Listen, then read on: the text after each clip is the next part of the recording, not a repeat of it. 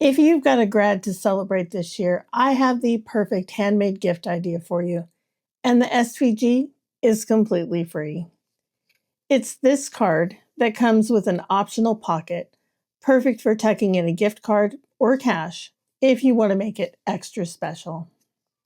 I'll show you how to cut it in Cricut Design Space, put it all together, and make it your own. Hey everyone, it's Colorado Lean. Welcome back to the craft room. Before we jump into Cricut Design Space, let's talk about the supplies we're going to be using today. All of my cardstock is Recollections brand from Michaels. And for the card base, I'm going to be using black and gray from the Coffee and Cream paper pack.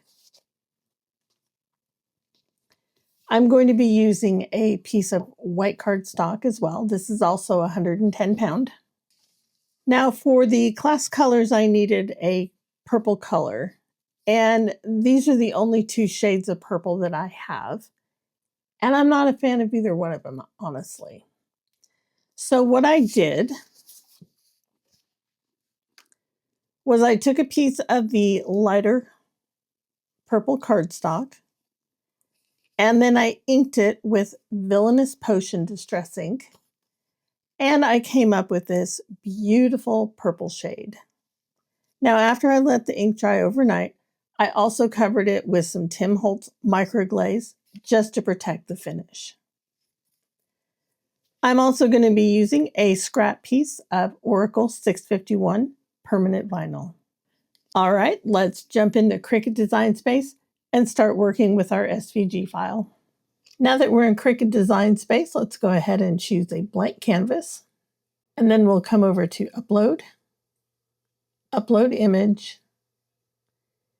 And here we can either drag and drop our file or we can browse for it.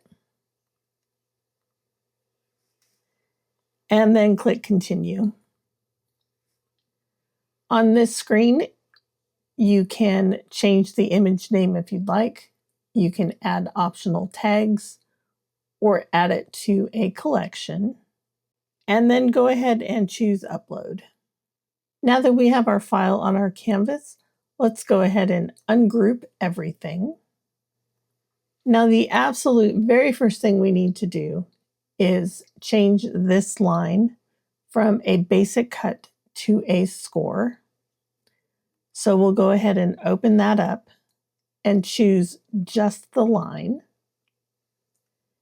And then we'll come up to the Operations menu and change it from basic cut to score. And then we will select the card base and the score line, and then we can attach them together. Now, I'm not a huge fan of cutting my card bases on the Cricut machine, so I'm just going to go ahead and hide this. And then for the parts that we have left, let's go ahead and set them up color-wise. So this piece here is our front panel, which will be gray. So I'll go ahead and leave it that color. My pocket, which is right here, will also be gray. So I'm going to change it to the same shade as the gray for our card front. So with the pocket highlighted, I will come up to the color and select the lighter gray. Our inside panel is going to be white. So I will change that to white. And I am going to ungroup my year so that I can also change the numbers to white. And then I will change the matte to purple. And I'm going to change class of to a darker gray because that will be cut out of permanent vinyl. And then I have my graduation hat, which can be cut from the permanent vinyl, or it can be cut from a piece of black cardstock.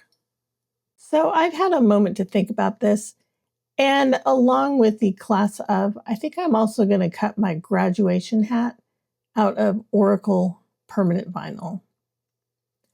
So I'm going to bring these two pieces right next to each other. And then I'm going to create a weeding box. So I will come to Shapes. I'm going to choose a basic square. And just so I can see, I'm going to pick a different color. I'm going to arrange this to the back. And then I'm going to drag it out to cover both of these pieces.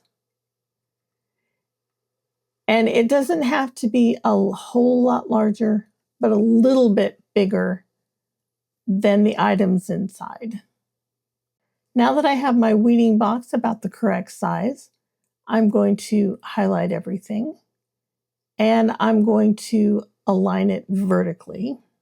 And then I'm going to attach those images together. Now let's go ahead and click Make. I'm going to be cutting this on a 12 by 12 mat, so I will confirm that. And now I just need to make sure that everything is lined up correctly. I want to move my pocket down underneath the card front. And I want to do the same with my numbers. 2026, I just need to make sure that my purple cardstock is longer than 4¼ inches and taller than 2. My Oracle vinyl needs to be at least 5½ inches wide and a little taller than 2 inches. So let's come back to the first mat and I will click Continue. Now I'm going to connect my Cricut Explorer Air 2. And for my first mat, I am going to choose heavy cardstock. All right, now that our gray card is finished, I'm going to cut the white cardstock on the same material setting, which is heavy cardstock. For my purple layer, I need to choose medium cardstock, 80 pounds. And finally, for my last layer, I will choose permanent vinyl. Now that I have all of my pieces cut, let's go ahead and set them off to the side for just a little bit because I want to work on my card base. I'm going to cut this to 5½ inches wide, which is our standard card base. And then I'm going to turn it and cut it to 5¼ inches tall. Okay, on the 5¼ inch side, I'm going to score this at 1 inch. Okay, so again, I have a piece of cardstock that is 5½ inches wide by 5¼ inches tall, and it is scored at 1 inch. Now that we have our card base scored, let's go ahead and fold it. And we'll need to burnish this well. Now to finish our card base, we need this gray piece that is 5½ inches wide by 4¼ inches tall. And you'll see down here that the Cricut didn't do such a great job cutting that. And I'm not worried about that right now because I am going to have to trim this down after I glue these two pieces together.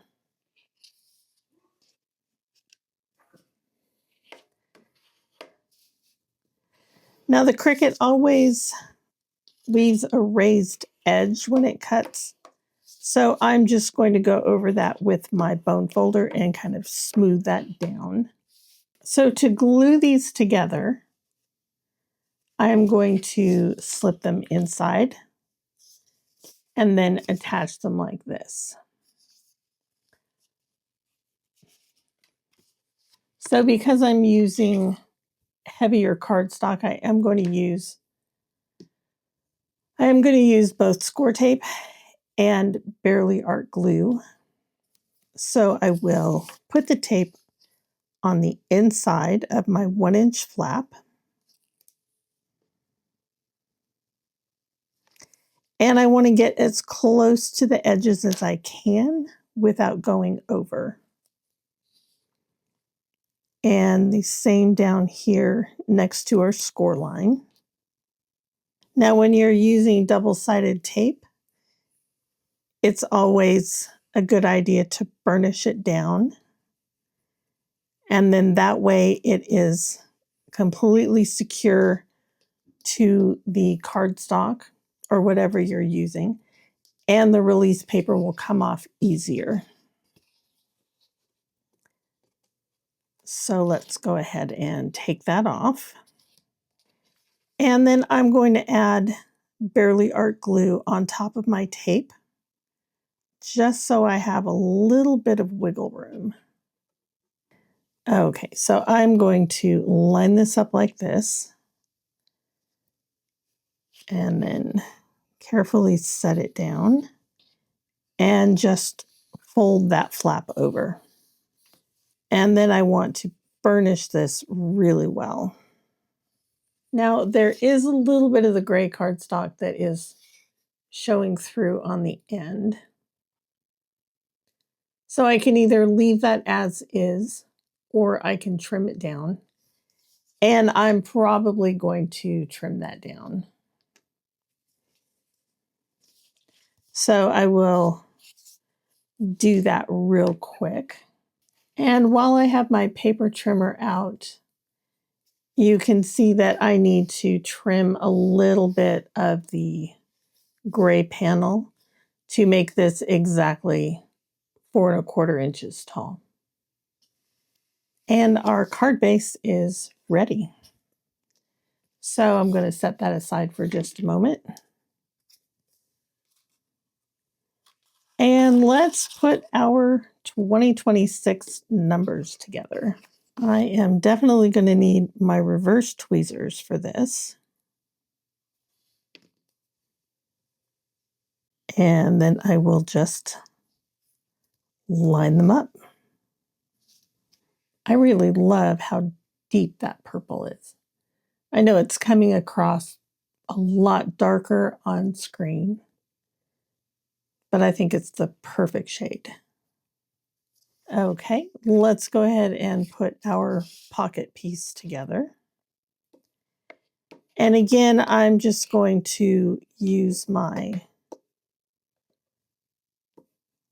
what do you call this thing? My bone folder. And I'm going to smooth down that ridge. Now this pocket should fit perfectly across the edge of your card. However, as always, I am going to give myself a little bit of a helping hand with that, just to make sure it's lined up perfectly. So I'm just going to put a very thin line of glue around the sides and the bottom of the pocket. And then I'm going to line it up. Okay, the last thing we need to prep before we start putting our card together is our permanent vinyl. So I'm going to bring in my pin pen weeding tool. And then I'm going to carefully peel the vinyl back. And I want to go slowly in case something isn't cut correctly, which everything did today. And then I need to take out the center of my O and my A. Now I should have given myself a little bit more room between class of and the graduation cap because they're going in different places. So I am very carefully going to cut these apart. And let's just go ahead and put the graduation cap on. So I have a piece of medium tack transfer tape from 143 vinyl. And that's also where I got my pin weeding tool. So we want to burnish the front and the back, and then carefully peel the backing paper away. Now I want this just on the pocket and a little bit of a slant to it. So burnish that down well, and then carefully peel off the transfer tape. And there's our graduation cap. Before I go much farther, I do want to get my transfer tape onto my class of text. So I will burnish that down, front and back. Set that aside for just a moment, because the first thing I want to do is put my 2026 onto the card front. I am going to use my Club Scrap centering ruler for this, mostly so I can get the 1/4 of an inch correct. I'm going to bring in a scrap piece of white card so I can see a little better. Okay, so I have that lined up at a 1/4 of an inch. And then I will add my Barely Art glue to the back of the mat. I think that's pretty well centered. It's kind of hard to do that because it sticks out on this side and this side. So now let's take the backing off of our text here. And this time I am definitely going to use my parchment paper. And I'm just going to line it up on here so that a little bit of the transfer tape is hanging off the side. So I have a little bit of transfer tape, and this will hold down to my card front so that I can get this lined up without accidentally adhering it way off. Now, of course, because this is a Colorado lean craft, the chances of it being crooked are still, 90%.